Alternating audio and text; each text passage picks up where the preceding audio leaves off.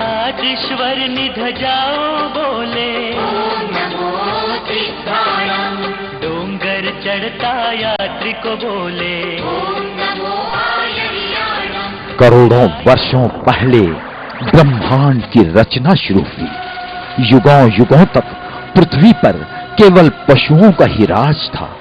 मानव जाति का जन्म तो केवल कुछ हजार वर्ष ही पुराना है। शायद इसीलिए मानव में पशुओं के गुण अधिक पाए जाते हैं। मानव की इस पशुता को दूर करने के हेतु अनगिनत ऋषि, मुनि, संत और देवदूत आते गए, जिनके सत्संग से कुछ सज्जन बन गए तो कुछ विद्रोही समाज के माथे पर कलंक बन गए। ऐसा ही एक महाभयानक कलंक है ये। क्या बोली तू? साली, अरे किसी दूसरे का पाप मेरे गले में डालना चाहती तू? अरे इधर आता हूँ, दो बातें करता हूँ। साली फांसना चाहती मेरे को, सीधी तो डाल दूंगा तेरे को। समझा रे इसको, समझा। गटर की पैदाइश है ना, गटर में ही रहने का। वेश्या एक ऐसा शब्द जिसका उच्चार करना भी एक सभ्य परिवार गवारा नहीं करता। फिर कौन समझेगा उसका दर्द? किसने दिया उसे ये नाम? किसने बनाया उसे वेश्या? बेशक हमारे ही समाज ने। धनवानों के इस खिलौने के विषय में विद्वानों ने तो बहुत बड़ी बड़ी बातें कही हैं, किंतु उनकी वेदनाओं पर स्नेह वर्षाव का पहला साहस किया शोलापुर के एक सच्चे समाज सेवक श्रीमान प्रदीप कुमार सिंघवी साहब ने। जिसकी प्रेरणा उन्हें मिली उन्हीं की सुपुत्री स्वर्गीय रूपाली से, जो जन्म से ही थैलेसीमिया की पेशेंट थी। अपने आध्यात्मिक बल पर 18 वर्षों तक संघर्ष करती रही। खुद रोने की बजाय दुखी पीड़ितों के आंसू पोंछती रही। उसी की अंतिम इच्छा अनुसार प्रदीप कुमार जी ने खुद को समाज सेवा में झोंक दिया। निर्णय कठिन था किंतु निश्चय दृढ़। शायद इसीलिए उनके इस महान संकल्प में कंधे से कंधा मिलाकर चलने के लिए आगे बढ़ी आदरणीय ब्रह्म कुमारी प्रमिला बेन उर्फ दीदी। पहले तो रेड लाइट एरियाज का सर्वे शुरू हुआ। वेश्याओं का विश्वास अर्जित करने हेतु हर प्रकार से उनकी सहायता की जाने लगी। जिस प्रकार पतझड़ के बाद बरसात की पहली बूंद से हरियाली छाने लगती है, ठीक उसी प्रकार इन बेबस महिलाओं के चेहरे खिलने लगे। आशा की किरणें जगमगाने लगीं। मासूम बच्चों को नरक से निकालकर स्वर्ग ले जाने की तैयारी पूरी हो गई। इस प्रकार 21 ऐसे बच्चों का चयन किया गया जिनका भविष्य पूरी तरह से अंधकारमय हो गया था। इस प्रकार उन पत्थरों को आकार देने के हेतु वर्ष 1999 में पंढरपुर के करीब गुरसाड़े में पूरी श्रद्धा और निस्सीम सेवा भाव के साथ नींव रखी गई स्नेहालय की। रुकावटें कई आईं, किंतु स्नेहालय का सफर जारी रहा, क्योंकि ध्येय बिल्कुल साफ था। हर प्रकार से वेश्याओं को सामाजिक न्याय दिलवाना और उनकी संतान के भविष्य को उज्जवल बनाना। इस प्रकार 4 वर्षों तक स्नेहालय पंढरपुर में ही कार्यरत रहा। अनेक कठिनाइयों के कारण स्नेहालय का स्थलांतर आवश्यक हो गया। दिन रात के प्रयत्नों और कठोर परिश्रम ने सारे रास्ते साफ कर दिए, तो दूसरी ओर प्रदीप कुमार जी के पिताश्री ने सोलापुर से 14 किलोमीटर दूर बार्शी रोड पर 6 एकड़ जमीन दान दे दी। फिर क्या था, देखते ही देखते 5 जून 2003 को स्नेहालय कारंबा में स्थलांतरित हो गया। बच्चों की संख्या बढ़ने लगी। एड्स ग्रस्त महिलाओं का पुनर्वसन जोर पकड़ने लगा और वेटिंग लिस्ट बढ़ने लगी। तब आवश्यक हो गया स्नेहालय का विस्तार। समाज के हर क्षेत्र ने बढ़ चढ़कर स्नेहालय को सहयोग दिया।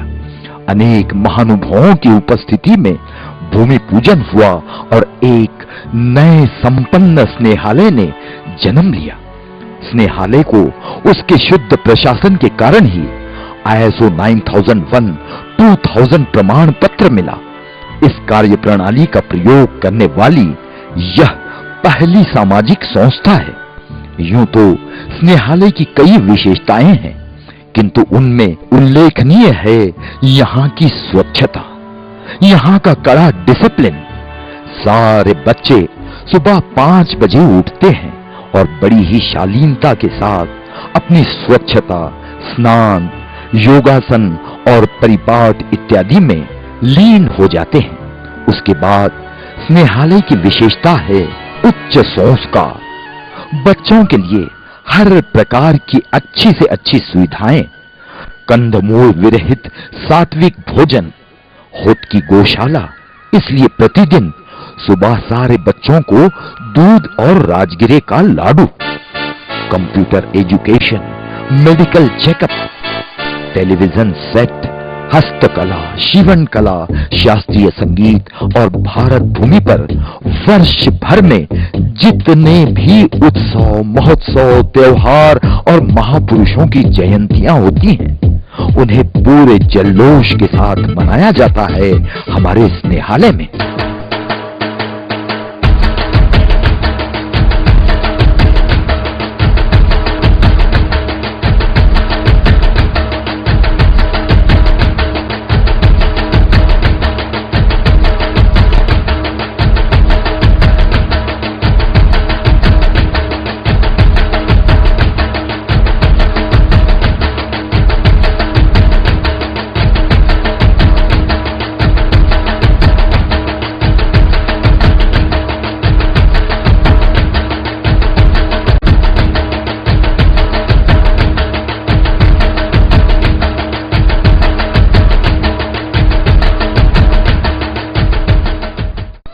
मात पिता के प्रेम से वंचित इन मासूम फूलों की किसी भी इच्छा और आकांक्षा को किसी कीमत पर दुर्लक्षित नहीं किया जाता।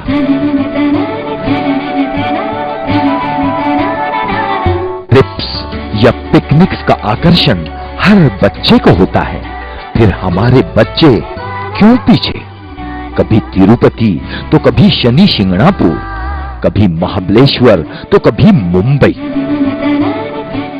स्नेह का वर्षाव करने वाली स्नेहालय में आज 312 नन्हे फरिश्ते अपना भविष्य बना रहे हैं। हमारे इन मासूम बच्चों के विषय में हम तो बस इतना ही कहेंगे। बच्चे मन के सच्चे, सारे जग की आंख के तारे, ये वो नन्हे फूल है जो भगवान को लगते प्यारे। बच्चे मन के सच्चे। स्नेहालय के चर्चे शोलापुर, महाराष्ट्र और भारतवर्ष की सीमाओं को फलांग कर आज विदेश तक पहुंचे हैं। इसीलिए प्रतिदिन यहाँ विजिटर्स का तांता लगा रहता है। Social, cultural, educational, political, medical, sports, business, हर क्षेत्र के मान्यवर स्नेहालय के स्नेह में खो जाते हैं, केवल यहाँ के मनमोहक वातावरण के कारण।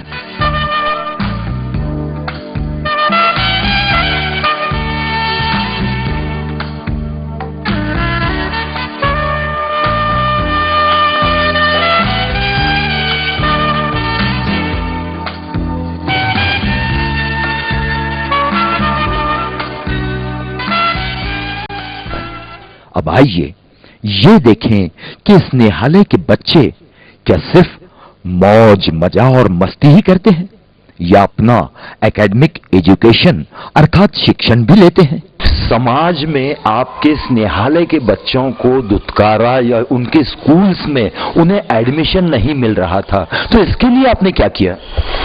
शुरू में तो नहीं, स्नेहालय के बच्चों को हम एडमिशन नहीं देंगे, हमारे पास अच्छे घर से आने वाले बच्चे हैं और वो लोग क्या सोचेंगे, अच्छे बच्चों में आपके बच्चों को हम कैसा परमिशन देंगे, ऐसा था।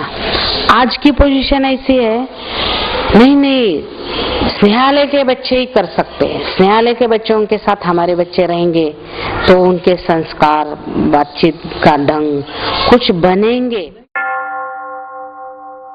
ये हैं स्नेहालय की सर्वे सर्वा ऑथोराइज्ड सेक्रेटरी ब्रह्म कुमारी आदरणीय प्रमीला बेन उर्फ सबकी दीदी, जिनके 24 घंटे स्नेहालय के लिए समर्पित हैं। जब हमने उनका इंटरव्यू लिया तो बहुत सारी बारीकियां सामने आई, जिसका सारांश इस प्रकार है। ओम शांति। मैं ब्रह्मा कुमारी प्रमीला बेन। आपने प्रश्न तो बहुत अच्छा पूछा है। जब मैं 5वीं में थी तब से ये पावरफुल संकल्प था कि नहीं, कुछ करना है। तो उसके बाद एक मेरा स्वभाव है कि जो मैं जिद करती हूँ या जो मैं संकल्प करती हूँ तो वो पूरा होने तक चैन नहीं मिलता है। आते तो 0 उम्र से हैं, पैदा होते ही 1-1 घंटे का बच्चा भी आता है। सबसे पहला बच्चा जिस समय स्नेहालय शुरू किया, 3 मास बाद पहला बच्चा हमें मिला था, जिसका नाम हमने शुभम रखा है। किसी भी डॉक्टर ने ऐसा होप नहीं रखा था कि ये बचेगा, तो इतना उसको गंदगी में, कांटे में पड़ा था, आधा उसका शरीर चींटियों ने खाया था। तो डॉक्टर ने तो होपलेस केस बोल के तुरंत हमें बाहर निकाला था। आज वो बच्चा 11 साल का हो गया है, शुभम नाम है। हाँ, हमारे साथी है और वो बहुत अच्छा हेल्दी हो गया है। जैसे कि दीदी ने बताया, कल के बच्चे आज जवान हो रहे हैं। समय पर उनके विवाह की जिम्मेदारी भी स्नेहालय ने ही उठाई है। हाल ही में स्नेहालय के आंगन में आलीशान शामियाना डाला गया था, क्योंकि एक साथ स्नेहालय की 4 कन्याओं का शुभ विवाह संपन्न हो रहा था। समाज के हर क्षेत्र से जुड़े हजारों मान्यवर स्वखुशी पधारे थे, जिनमें उल्लेखनीय नाम थे मुंबई के प्रख्यात उद्योजक बैरिस्टर डॉक्टर दीप चंद जी गार्डी साहब, सोलापुर के पुलिस आयुक्त माननीय हिम्मत राव जी देशभ्रतार साहब, डॉक्टर SP जय सिद्धेश्वर शिवाचार्य स्वामी जी गौरगांव, सोलापुर की डायनामिक MLA प्रणीतिताई शिंदे इत्यादि इत्यादि। हर मेहमान ने दिल खोलकर स्नेहालय के महान कार्यों की प्रशंसा की। और आज भी आपको भी बताता हूँ कि मैंने फाइनेंस की पूरी जवाबदारी इसकी ले ली है, और कभी पैसा के बारे में उसको आधा कभी नहीं आएगा। कम से कम अब 40,000 ब्रह्म कुमारी जी है, वर्ल्ड में काम कर रही है, सेवा का काम है, बट ऐसा काम किसी ने नहीं किया। ये जो कर रही है, कभी किसी ने इसका तरफ नहीं देखा। इसने हिम्मत कर